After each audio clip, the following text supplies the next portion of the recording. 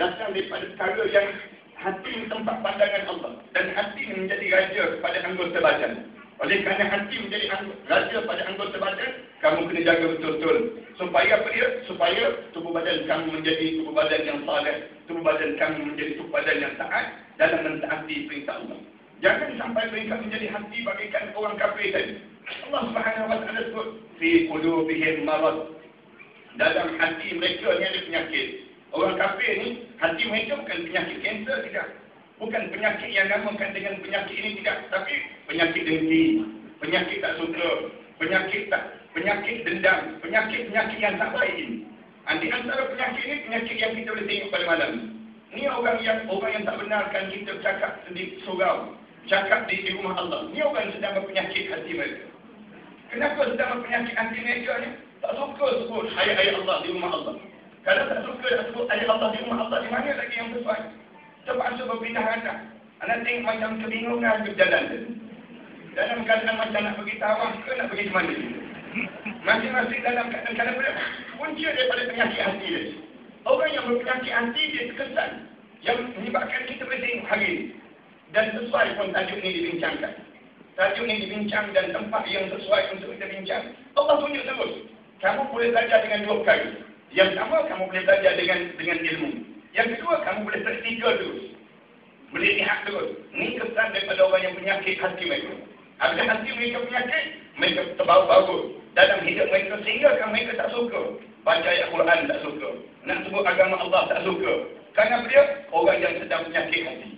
Hati ni, yang berpenyakit hati ni, kalau sekadar dia berpenyakit hati yang tak bau kesan pada orang, tak apa.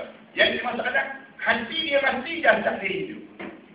Hati mati jasad hidup. Kalau hati mati dan jasad turut mati bersama dengan kematian hati, kita boleh rasa untung, alhamdulillah, matilah orang yang tak suka tersebut. Tapi yang jadi masalah, hati mati jasad hidup. Yang ini sudah jadi masalah tu. Kita boleh tengok bagaimana dahsyat manusia yang hati dia sedang berpenyakit sekarang. Di antara contoh yang mudah, kita boleh tengok bagaimana orang yang penyakit hati, Bashar Assad sekarang.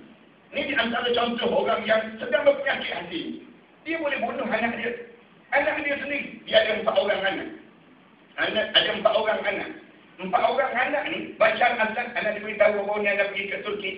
Dan di dalam perjalanan dia beritahu, ini 4 orang anak lelaki. Seorang anak lelaki ni, anak sulung dia ni, rapat dengan rakyat. Oleh kerana rapat dengan rakyat dan dengan pandangan rakyat, dia merasakan bahawa kegugatan terhadap bidang kuasa ni. Dia bimbang kuasa dia yang akan tergugat. Lalu dia rancang macam mana? Dia bunuh anak lelaki dia. Dia boleh sampai mereka bunuh anak lelaki.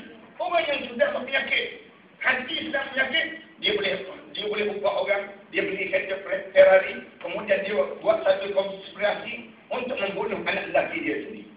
Sampai mereka mati anak lelaki dia. Kenapa dia? Kerana orang yang penyakit hati. Dalam dunia kita boleh tengok. Kadang-kadang orang yang hati dia sedang berpenyakit, dia terkesan habis pada orang lain. Satu Islam ajar supaya jaga hati. Jaga sampai peringkat Allah Subhanahu wa taala ajar. Baca doa. Rabbana la tuzigh qulubana ba'da idh hadaitana wa hab lana min ladunka rahmah innaka antal wahhab. Doa lagi, ya muqallibal qulub. Wahai Tuhan yang membalik-balikkan hati. Sabbit qalbi ala dinika. Ya Allah, tolong tetapkanlah hati aku ni di atas agama kamu, ya Allah. Wa ala ta'atika, supaya aku ni sentiasa mentaati perintah kamu, ya Allah. Supaya apa dia? Kalaupun aku tak boleh taat pun, aku bagi sokongan pada orang lain untuk taat, tak apa dah. Ni dah aku tak taat, aku larang orang lain tak taat. Yang ni bagaimana orang yang sedang berpenyakit hati dia. Wa ala ta'atika, subhanaka inni kuntu minal zalimin. Lalu kita baca, Maha suci kamu, ya Allah, aku ni sentiasa melakukan kezaliman. Zalim kat mana? Zalim di antara zalim yang paling awal, zalim pada hati seseorang. Kita ni sentiasa melakukan kezaliman. Senang je. Sebab tu di antara cara bagaimana kita diajar supaya jaga hati kita ni, kita diajar supaya banyak taubat, banyak istighfar, banyak pada diri kita ni minta ampun dengan Allah. Kenapa? Kerana bimbang hati kita dihinggapi dengan penyakit.